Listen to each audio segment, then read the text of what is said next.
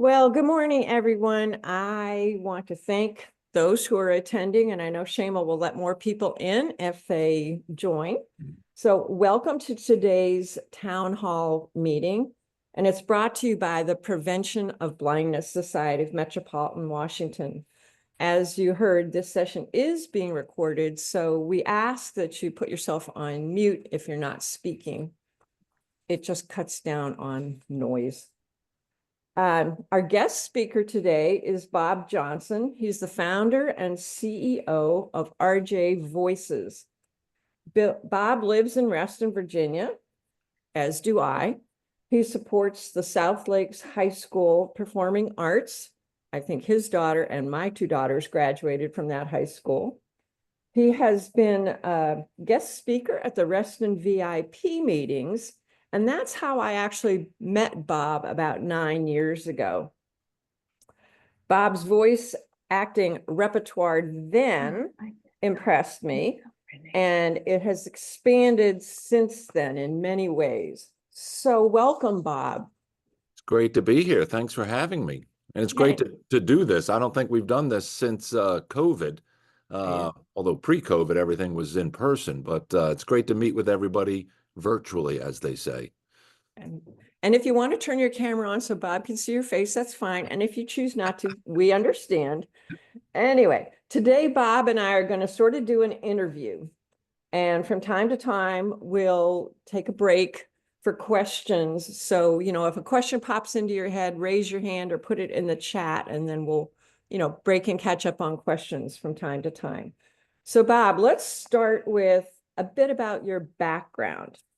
What was your first career, and how did you fall into, let's say, using your voice for fun and profit, if you will? Was that during your first career or after that? I certainly discovered my voice during my first career. So I graduated from the University of Maryland and immediately went to work for the federal government, specifically the CIA.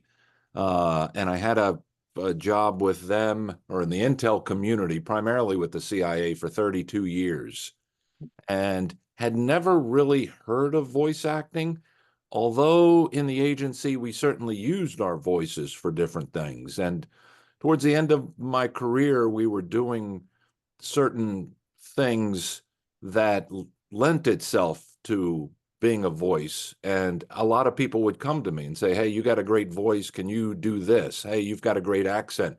Can you do this? And so that's where it kind of got into my mind. When I worked overseas, I was always tapped to be either the master of ceremonies or the MC of certain things. They said, hey, you got a great voice. Let's do this. I didn't really understand the business of voice acting until I was at my sister's wedding. She was getting married at Notre Dame, and we were in the Basilica, and I was doing the reading, and the priest came up to me afterwards and said, man, you've got to be in radio, aren't you? And my family laughed because they knew I wasn't in radio. But he did come up to me afterwards. He had worked for the local NBC affiliate, and he was telling me about voice acting. I said, I always just thought it was actors. He said, no, it's a legitimate thing. And so this was early 2000s, maybe 2002. And I remember looking up John Burr. He was a voice acting coach in Bethesda, Maryland. And I found him in the One ads. Back in those days, we used to go through the newspaper and look for opportunities. And there it was. And so my first voice coach was John Burr in Bethesda. And it's just taken off ever since. Okay. So you sort of fell into working at the Metropolitan Washington Ear, and I, talking to Bob yesterday, I found out he's still working at the Metropolitan Washington Ear. I should say volunteering. So can you tell us about some of the things you've read for the Ear, and how does that gig work? Is it a daily thing, a weekly thing? How do you do it? So I started with the Ear. It's been almost 20 years now, actually. And actually, my first voiceover coach, John Burr, recommended me. And particularly to help with cold reads. Cold reads are something that when you're given a script and you haven't been able to review it beforehand, you have to just simply perform it on the spot. So we called that cold reading. And he said, listen, it'll really help you. And so I started, you had to audition for the ear. They don't take everybody. So I passed the audition and I started reading the style section. They said, what do you do you like to read? And I said, well, sports in the front page is really all that I focus on in the Post, for the Washington Post. And they said, so any columns, opinions, or anything like that? And they said, well, those are all taken. And they gave me the style section. And I'm like, okay, that'll be good. And I used to read on Friday mornings. So Friday morning style was always the movie reviews, but it was also the horoscopes, Carolyn Hack's Ask Amy, and there was another writer who was just very specific to women's issues. And I always just thought it was odd coming from a man that we're talking about, how bras fit, and what do you do? And it was just very specific to women. But what it taught me was how to read in that perspective, because many times when I'm doing audiobooks or other things, you have to put yourself in the perspective of the writer. So I always thought that was great training. I also learned about every movie that was coming out because, the Post has changed quite a bit, but back then every movie review was done on Fridays in the style section. I've since moved to Monday Metro, so I now read the Metro section every Monday. No longer do the style section, only because that got so small, actually, which is something about local newspapers getting smaller and smaller, but we talk about that all the time. And then I also read every Thursday. We load the Arlington Connection. The Connection newspapers are a local newspaper, I think primarily in Northern Virginia. But this one's specific to Arlington. Reston has one, but we only load the Arlington one. It's about 50% of what all the other Connection newspapers get. But there's always a lot of good reporting in the local newspapers. Not saying anything bad about the Post, but it is getting smaller and smaller. So when you read the Metro section on the Monday morning reading, is that going out live on radio as you read? It's loading into their dial-in service. They do have a radio program that the Ear sponsors, and some of the blind and visually impaired can get that as well. But this is for the dial-in. The radio is just like a regular radio. If you want to hear the Metro section, you got to be there at 9 o'clock. And if you miss it, you got to tune back in at 2 o'clock. Okay. So when are you reading it? At 5 in the morning? I load it in the morning, and in the dial-in service for the Ear allows people to, it is 6:30 in the morning. We try to get that loaded early. But for the dial-in service, it gives the blind and visually impaired the opportunity to listen to the Metro section when they can, not when it's offered. And I always said when I was still a speaker for the Ear, that it gives people that sense of autonomy. When I look at the Post still, I always start with the sports. Always start with the sports. And that's just my preference. And then I go to the front page and then the Metro section.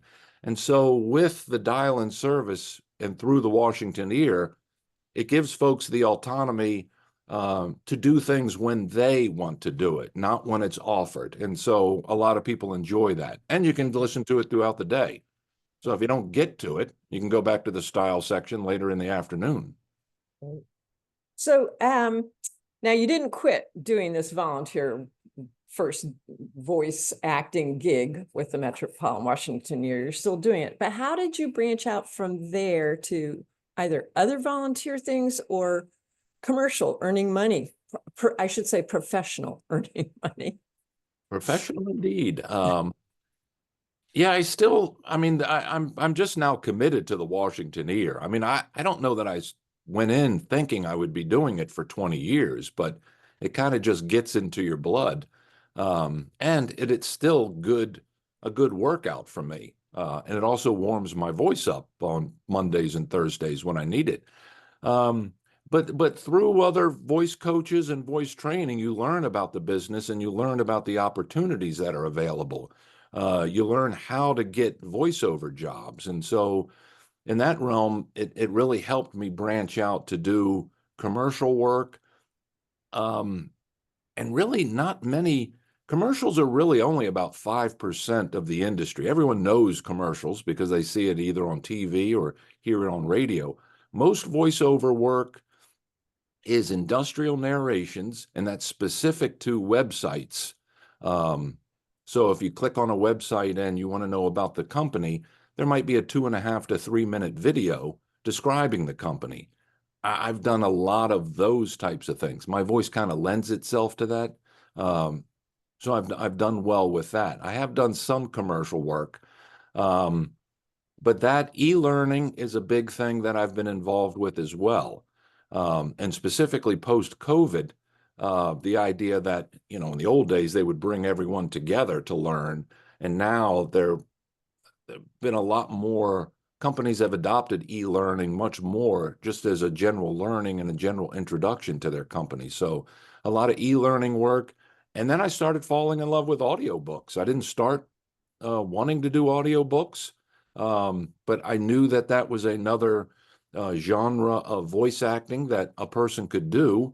And it kind of lent itself when you're talking about your company day. The morning was marketing, auditions in the late morning, early afternoon, and then I could do audiobooks in the afternoon, load those, and then public address announcing. I work for the University of Maryland and have been with them for 15 years doing, I think, 6 or 7 of their sports programs. So in terms of funding streams throughout the day, I was pretty much covered.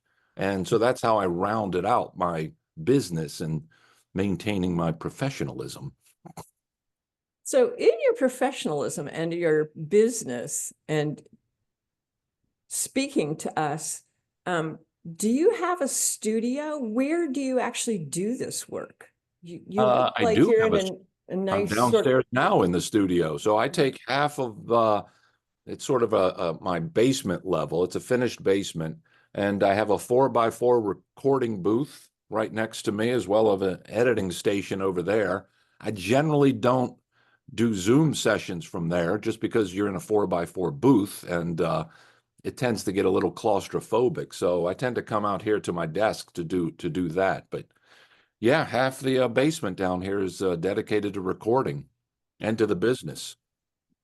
Actually, we haven't taken a break. Does anybody have any questions? We're scooting through this. Looking for hands raised. I wouldn't necessarily see them. No hands are raised. Okay. But if people want to unmute themselves and ask a question, this would be a good opportunity. You want to just ask. Hello. Go ahead. Yes. I have. You're describing myself. The speaker was describing myself because I cannot hear well and I cannot see well at all. So in the same discussions with my husband, spend quite a long time to understand each other. It's just. It's an adventure. It's an adventure and challenging here at home. But I want to ask you, you're wearing a hearing aids or earphones. Oh, you're speaking about my earphones? Yes. Oh, this is just how I listen to my computer, and it makes it easier for me to hear the Zoom by wearing earphones because my hearing's not perfect. That is good, but it helps you to hear better. Yes, I can hear the Zoom meeting conversation better this way. Okay, and I am interested in those earphones, and I do not know how to get them or where to begin with looking for them. This is just an Amazon product, but it's nothing fancy. I'm going to suggest you call the Low Vision Resource Hotline Oh, okay, and ask them to help Okay. you find some earphones, because it depends on what device you're listening to, whether it's connected by Bluetooth or a wire or whatever. oh, Okay. okay. Okay. Thanks. All Thanks. right. Any other questions? Hi, Sandy. This is Farah Rossi. Hi, Farah. Go ahead. I had a question from Mr. Johnson. Mhm. First of all, you really do have a great voice. And my question you. is that, do you still coach people? I always like to say I guide people.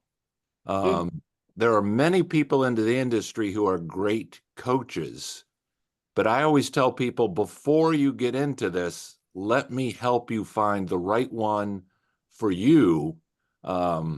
Because like any business, there's a lot of people out there who claim to be great coaches and can help you earn $100,000 a year in voice acting, but generally don't. We call them voiceover mills. And they're just bringing in people, collecting money, and pushing you back out there. So I always tend that I guide people. I've been working with a couple of people as mentors. In workout groups, we help each other. So yeah, I like to say I guide people. I don't coach people. Although I can coach people. Thank you. I'm talking about, a person in my condition, totally blind. I was wondering that, I don't know how, if I couldn't read a line, can just do the voiceover on it. Is it somehow that it can be done? Because You would I use my voice on, when I write a poem, I read it myself. Mm-hmm. And this way, I think that still I'm active doing something. And I would love to do like reading or, using my voice either as a volunteer or professional, which I don't think so. I have that much time to do that. Mm-hmm. We definitely have blind voice actors. I don't know how they do long form. I've heard short form commercials and other things, they memorize things. I see. Even if it's a 3-minute video, they'll memorize each line and then say it. So when people often ask how we can put together a 2.5 to 3-minute narration or a 10-hour audiobook and there not be any mistakes. And we always laugh because there's tons of mistakes. We just edit them out. And I've heard some of the, we had a blind voice actor, I think, at one of the conferences, but they were saying they just memorize a couple of lines, do it, then memorize the next line and do it, and then pull it all together. I don't know how they would do it for long form, though. I think that would be difficult. I see. So this There's is Go ahead. this is Sandy. I'm going to suggest that I think some blind people have a mechanical voice or a voice reading whatever the text is into their ears, and then they're saying it with their voice. Would that be a possibility for you, Farah? I don't know. I can follow up with our voice acting crew to see how that would work, and then I can send something out to either directly to you or to Sandy. I really appreciate that. Okay, I'll definitely follow up on that. Thank you. And another possibility might be to ask the Accessibility Center at the Martin Luther King Library if they have any thoughts. I don't know, but that's a great idea, Farah, because you do like to write poetry and stuff. Any other questions, or shall I ask Bob to? A comment, Sandy, it's Bridget. Hi. Hi, Bridget. Hi. Thanks for this, both of you. And I agree with Farah, or your guest's voice is tremendous. I wanted to go a little further with what you had suggested, Sandy. We all know folks in the blindness community, or many of us do, who give speeches for their work. They appear, I mean, we have a colleague who appeared before the Supreme Court, argued her case beautifully. And so there is technology, exactly as you said, where you might have something read to you.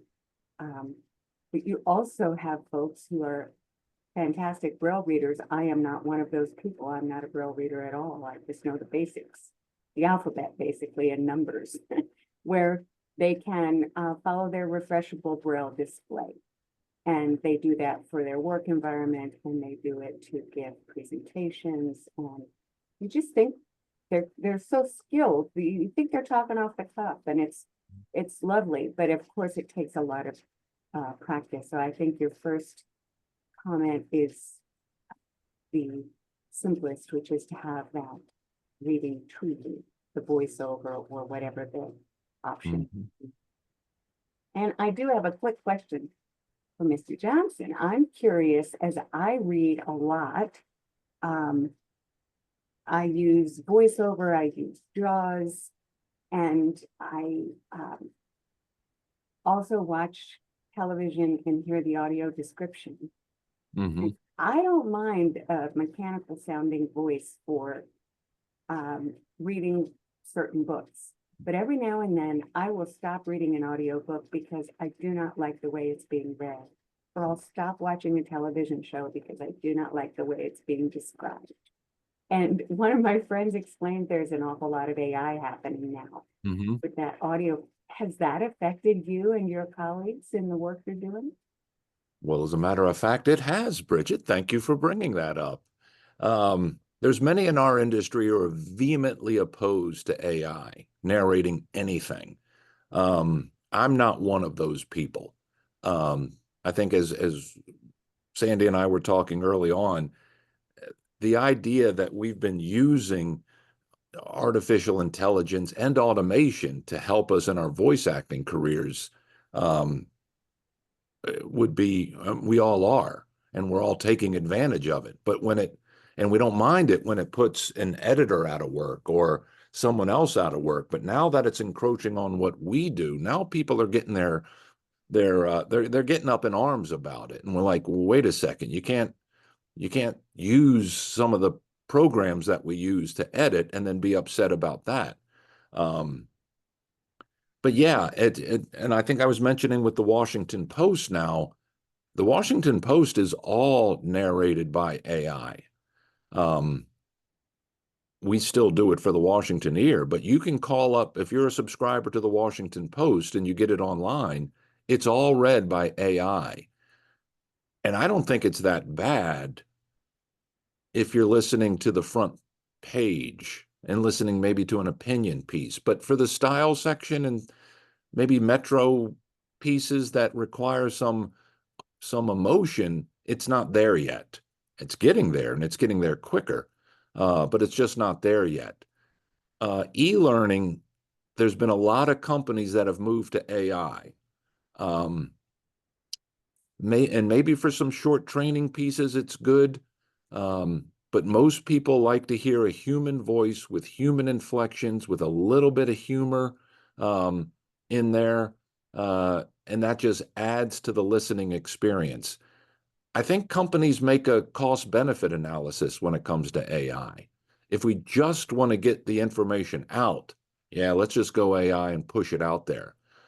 If we want to teach and inspire and, I don't know, enhance the listening experience for people, then I think a human voice is needed. But I'm telling you, the cost of AI is a fraction of what it costs to hire good narrators. So yeah, it is creeping up into the industry. I think a good percentage of books on Audible are now being pushed over to AI.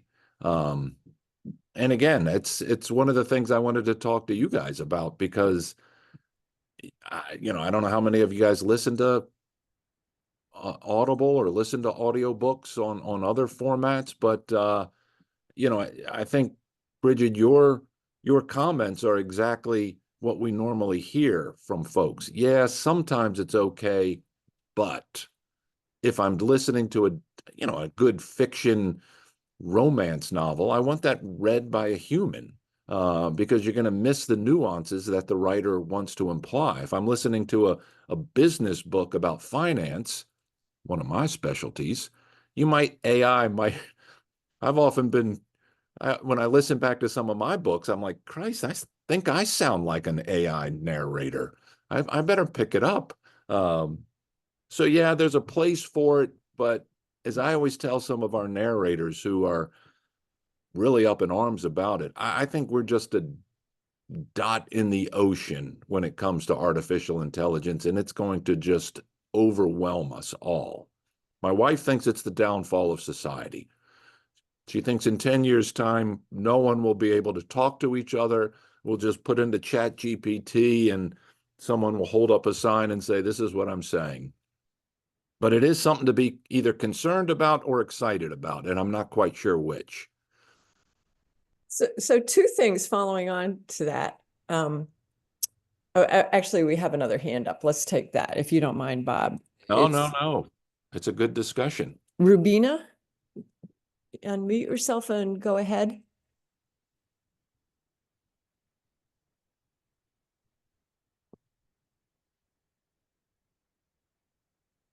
Shema, you didn't do a mass mute, did you? No, everyone can unmute themselves. Okay, so Rubina, if you're on oh, no, I'm sorry. It's my pointer is the shape of a hand, I thought.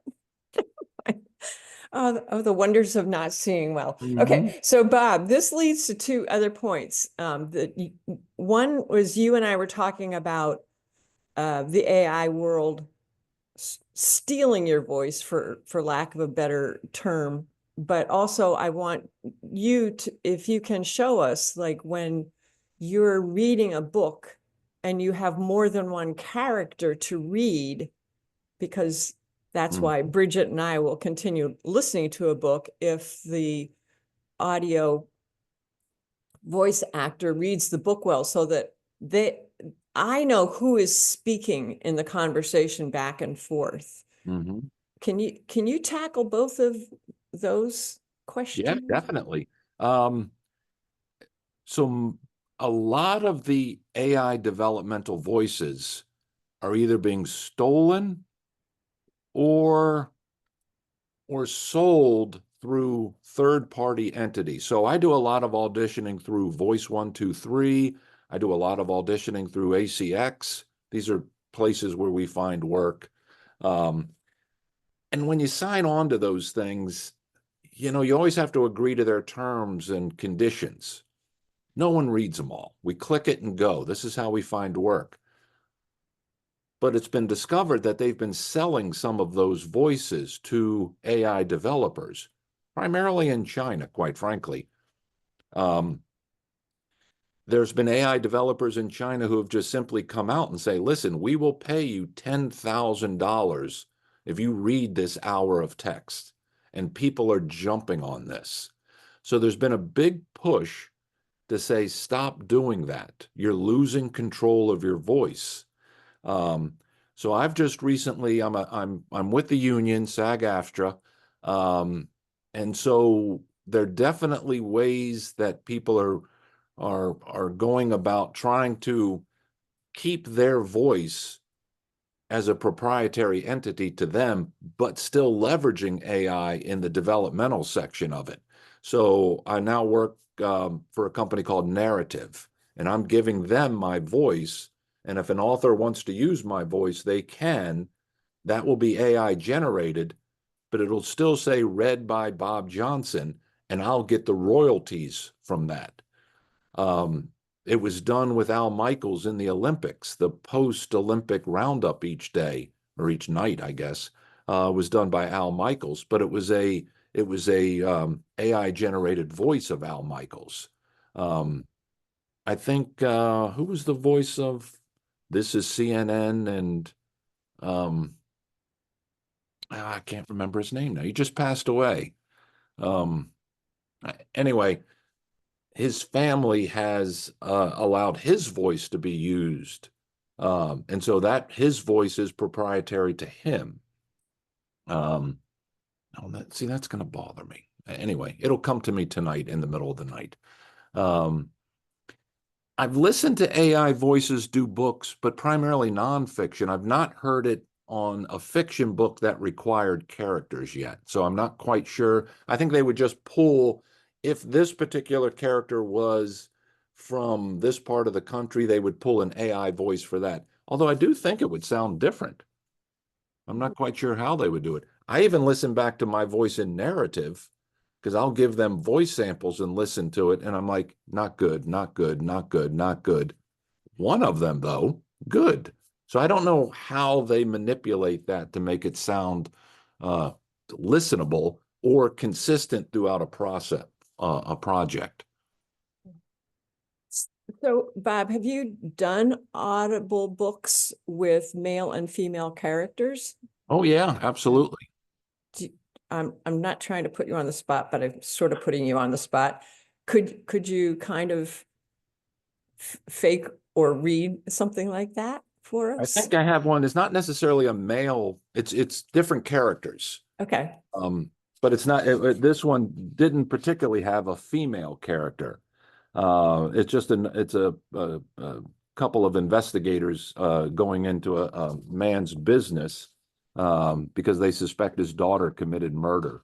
A lot of people do ask how I do a woman's voice, and we in the audiobook world say we don't necessarily do voices, we do personalities.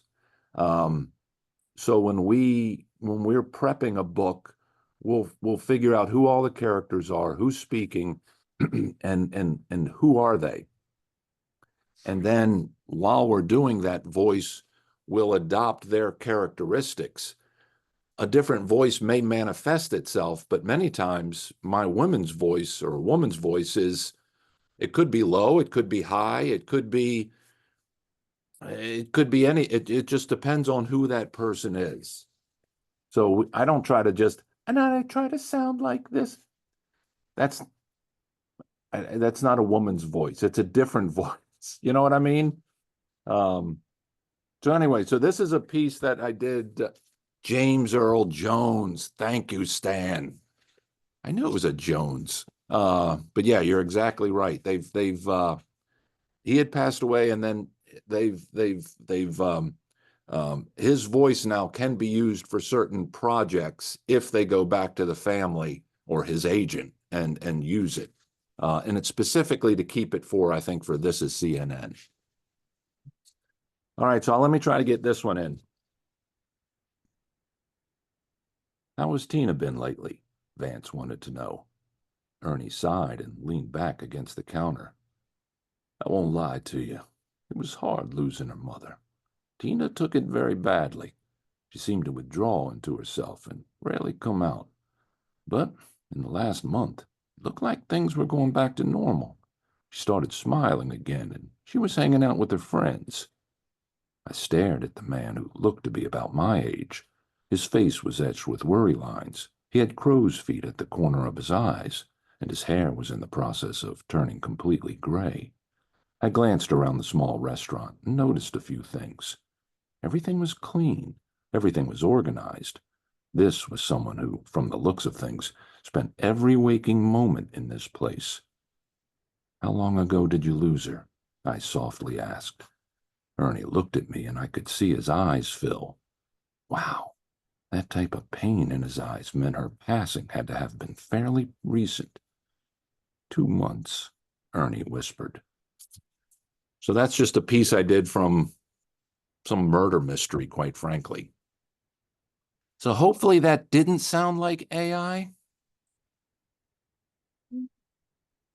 Well, maybe for your next presentation, we can hook up a AI reader to read that text and do a comparison. Oh, so you think I did sound like AI, Sandy? No, Is that what you're implying? no. I don't think you sounded like AI. Okay, thank you. But I was just trying to say so that it would be blatantly clear, you know, your voice against an AI voice. We can have that competition. What was it? The chess game against the chess players playing against the computer. Right, right. But yeah, there's just certain ways, and again, that was a bit of a cold read, but there's certain things in the writing that the author wants you to know. And one, everything was clean, everything was organized. This was someone who, from the looks of things, I could say spent every waking moment in this place, but he really wanted to make a point there, spent every waking moment in this place. And that's almost, so you guys now know how I talk, and hopefully some of my narrative voice sounds like the way I'm talking, but you do want to, I don't know that AI is there yet where you can capture the nuances of what an author, I think, wants to say. And from me, when I look at that, spent every waking moment, he's trying to make a point that all he does since his wife died is spend every waking moment at the restaurant. So before you record a book, do you go through and write notes in the margins to help you as you're reading it? Oh, we write notes. Yeah, we definitely write notes. And not necessarily notes. I highlight everything. So I work off of an iPad in a program called iAnnotate. And so I can read it, but I also highlight every voice that's in it. And the only thing left unhighlighted is the narrative voice. But when you're doing an audiobook, every word has a voice. And authors don't necessarily write like that. I'll often find 3/4 of the way, a name has changed. And I'm like, wait a second, you just referred to someone who I don't have as a character in this book. And then I'll go back to the last 3/4, not finding it, and then finally ask the author, who the hell is Chris? And they're like, that's a mistake. Sorry. Sorry. I just spent an hour researching who Chris was. So yeah, you do find mistakes that way. But yeah, then I'll put, so I read the book. I know everything about the book. I know everything about the characters. I will write notes about the character. Sandy is, I'll put an age, I'll put what she looks like. As I'm reading the book, I'll list everything about Sandy that's ever mentioned. She likes skiing. She likes Coco. Her favorite sport is she likes spending time with her grandson. I'll capture all that. And then when Sandy's voice comes up, in that first instance of Sandy's voice, I'll capture all that. So now who is Sandy? And then I'll color it. If you're a bad person, it'll be a darker color. If it's Sandy, I might give you a nice yellow highlighter because Sandy is bright. She's cheerful. And so when I see that, I now have a visual cue that I have to add a brightness to my voice. And so now I know who Sandy is. When I record that first couple of Sandy talking, I'll chop that up and say, this is Sandy's voice, and I'll put it in my character file.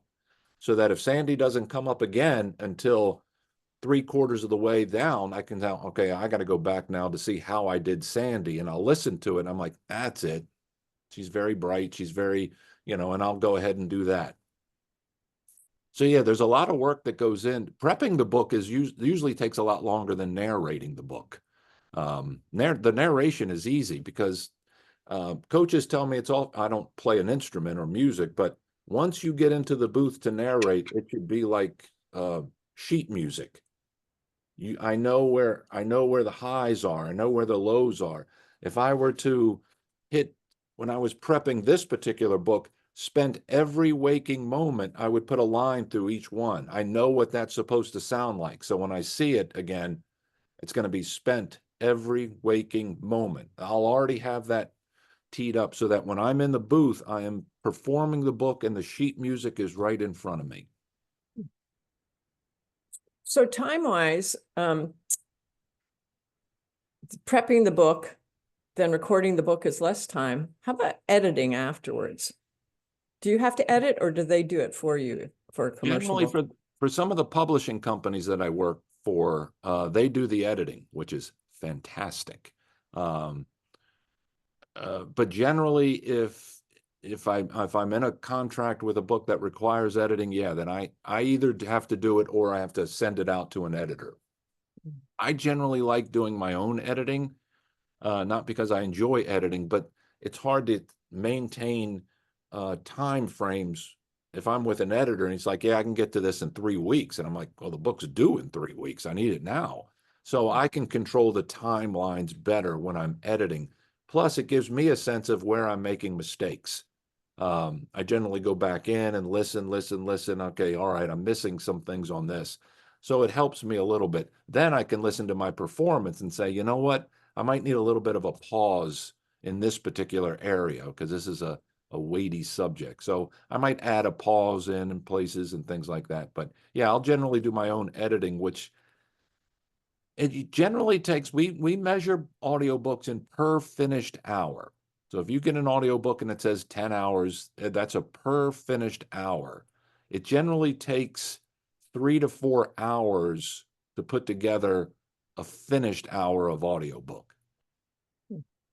So if it's a 10-hour audiobook, we might spend 30 to 40 hours on it. All right. Other recorded stuff you do before I want to switch over to the live stuff that you do. Any? I do a lot of e-learning. I just got out of a contract with Delta Airlines. I did all of their in-flight services training. So that was interesting. I now know a lot about how the airline industry works, which I didn't. Knew a little bit about it, but and how they train their flight attendants and the like. So that was a good project as well. I've done some promos. I think before COVID, I was the national voice for Hello Dolly, the Broadway play that was going all throughout the country. That was a 2-year gig that ended with COVID, actually.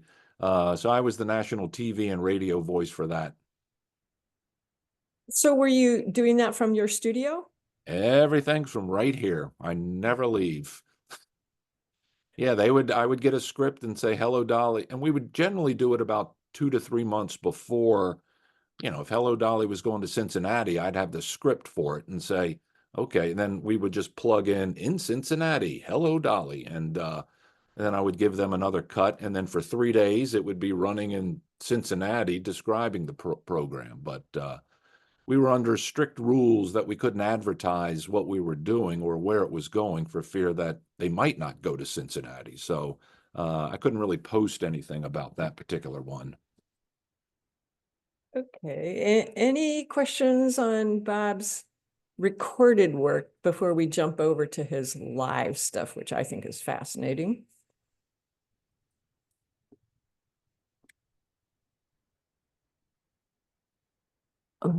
You're welcome.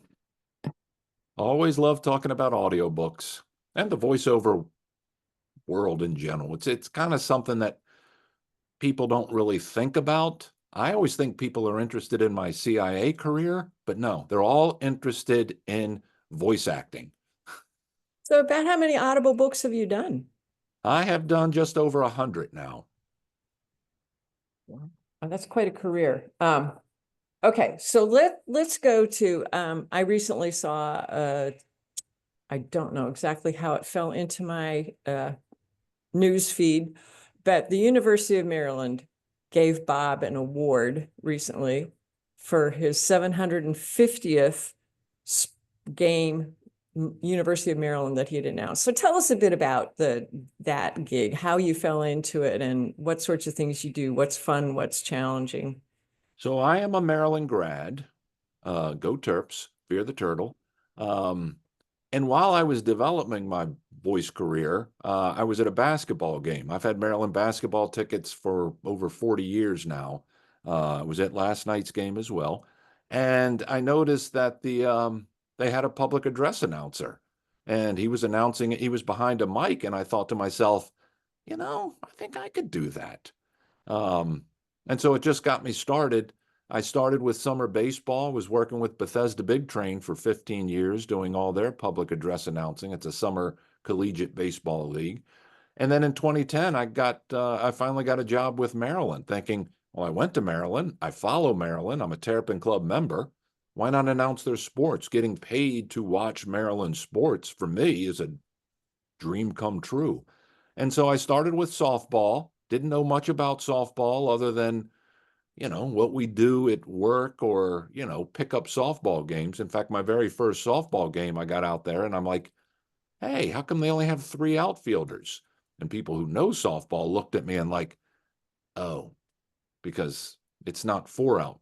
4 outfielders is what you would normally play in normal softball. But so anyway, so I've just been wedded to that since then. I've done men's and women's soccer. I do women's basketball. I do men's lacrosse, which is always big at Maryland. I still do softball. I do gymnastics, which after 14 years of doing that, I still know nothing about, but am always in complete awe of the gymnasts and what they're able to do.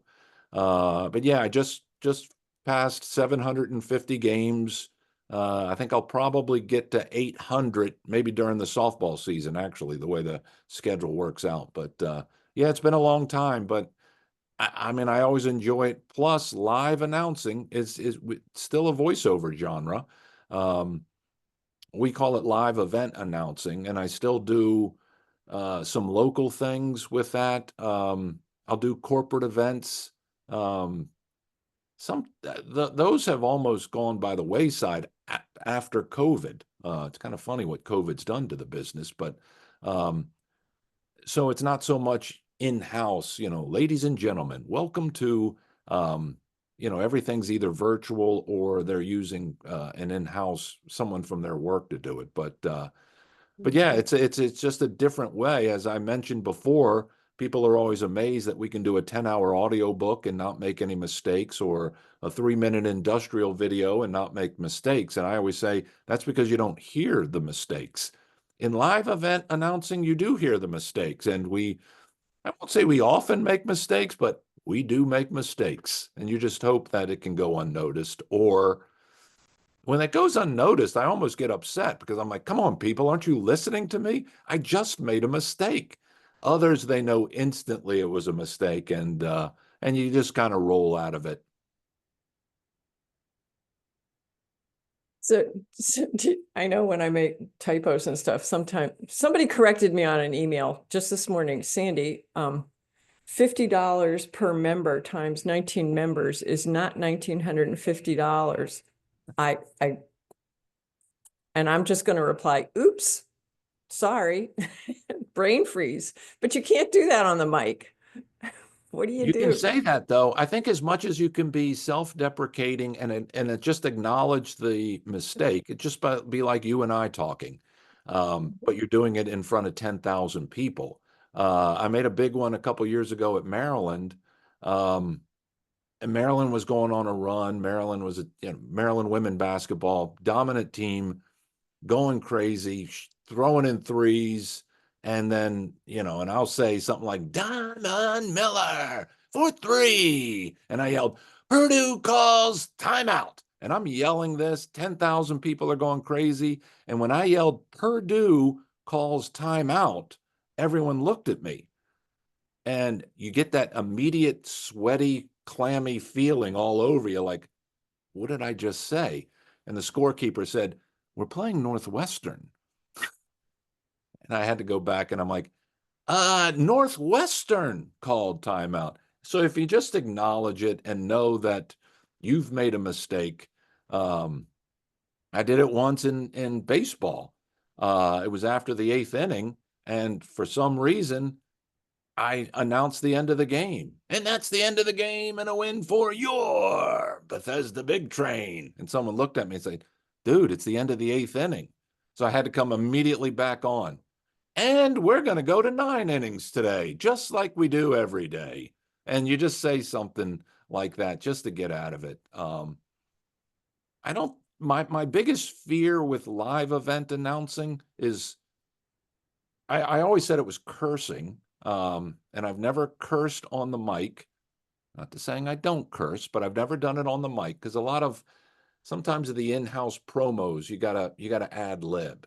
And not that I would curse, but nowadays you don't want to say anything inappropriate now. And the definition of inappropriate has changed since I first started. And it's certainly changed on college campuses, where I'm almost afraid to identify if there's a kid that comes on, we might have a free throw contest and his name is Cameron. And I'm like, my daughter's named Cameron. And I'm like, is this a he or a she? And then I'm thinking, should I even say he or she? And right now they just say they for everybody. They're going to shoot a thing. And I've asked them about that. I'm like, there's only one person. Why are we saying they? And they said, because it gets out of the whole issue of the gender dynamics. Not saying good or bad, but that's been one of the, you're just afraid to offend somebody. Even when I say, ladies and gentlemen, welcome to Xfinity Center. There's been people in the public address world that say they no longer say ladies and gentlemen. And I'm like, all right, when I'm doing women's softball, well, it's only women only play softball, but when I'm doing softball, someone came up to me and said, you referred to that person as the first baseman. And I'm like, they do, they play first base. And they said, but it's not first baseman, it's first base woman.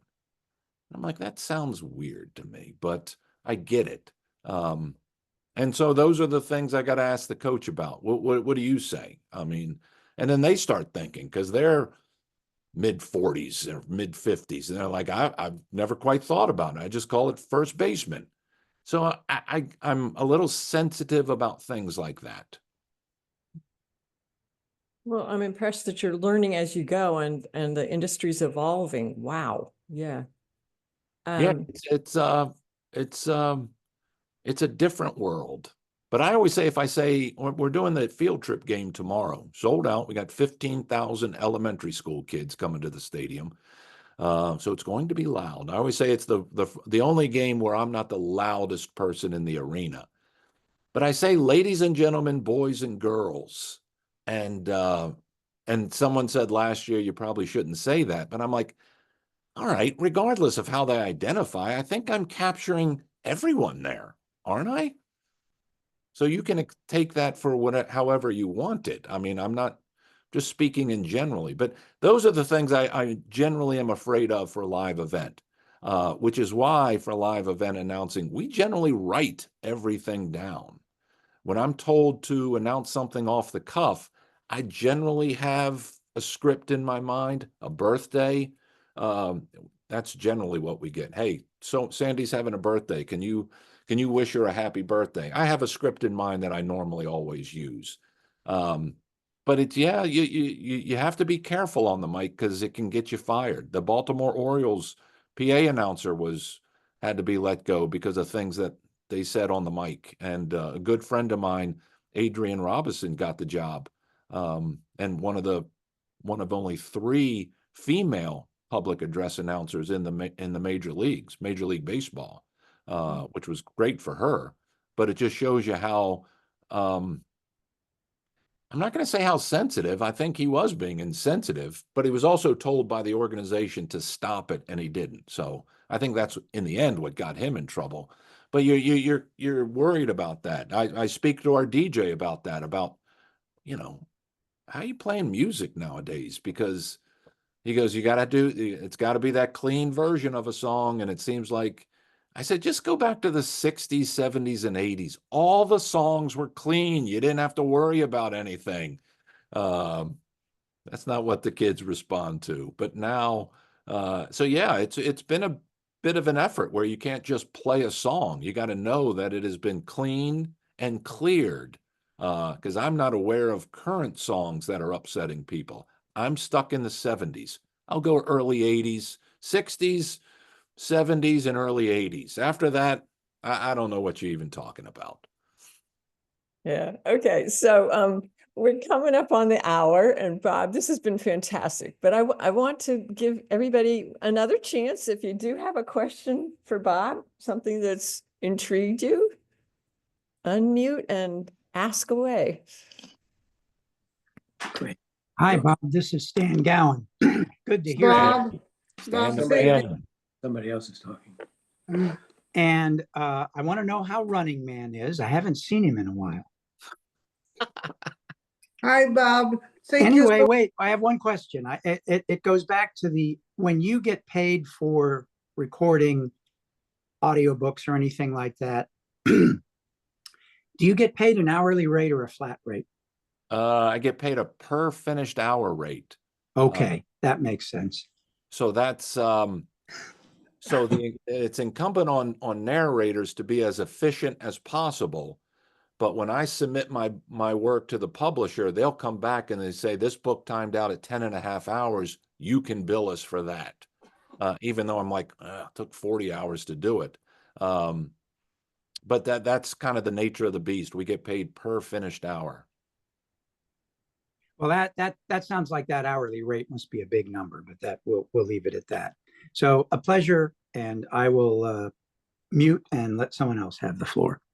And I ran yesterday, Stan. I just didn't see a deer. All right. I don't know where the deer are. All right. I don't know where they are. I think they're in Put my something backyard. out there.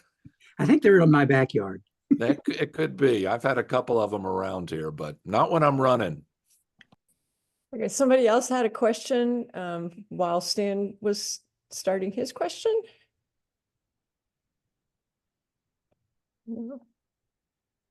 Okay, well then, I'm gonna wrap this up by saying thank you so much, Bob. It's always a pleasure to hear your voice, and a plug for the Prevention of Blindness Society has a virtual meeting. They're called POB Reads. It's a book club, and the books that they list for that are always available through the Talking Books program, often also available through Audible. But the next meeting will be January the 3rd, and I confess I don't know the book that they're reading for that, but we can track it down for you if you're interested. But I want to give Bob a big round of applause. You really, your voice acting career is just amazing. So if you want to say anything else, your most favorite thing that you've done, your biggest embarrassment, I don't know, what give us a final word. Biggest embarrassment. Although we don't have another hour for that one. But I do take pride in my work for the Washington Ear. And it's always nice to meet with folks, whether it's virtually or in person, who appreciate Now you're unmuted. or at least know your voice. Because again, I was just in a workout group on Monday, and again, we're in a 4x4 booth loading audio. We generally have no clue how we're doing. There is no attaboy or you did a great job or we liked it. We figure you like it because I got paid for it. We tend to go on Audible and look at, although I don't do that enough, to look at some of the comments that are made.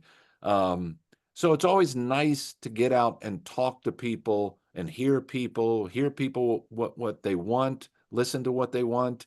So yeah, I just appreciate being a part of this. I mean, that's what I enjoy, just getting out and talking to people. So yeah, thank you for having me. And I'm always, like you said, we've done this a number of times with the VIP groups around. So thank you for having me. Well, a pleasure. And I think Alex Stein Thank has. you, Bob. Thanks a lot.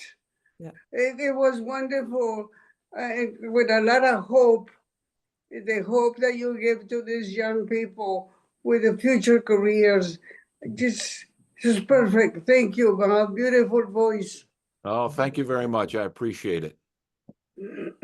Okay, so thank you, Bob, and everybody can unmute and say thank you, and then we'll call it a day. Thank you for coming. Thanks a lot. We appreciate it. Thank you. It was wonderful. You're very welcome, Bonnie. This is Marlene. Okay, Shema, I think we can stop the recording now.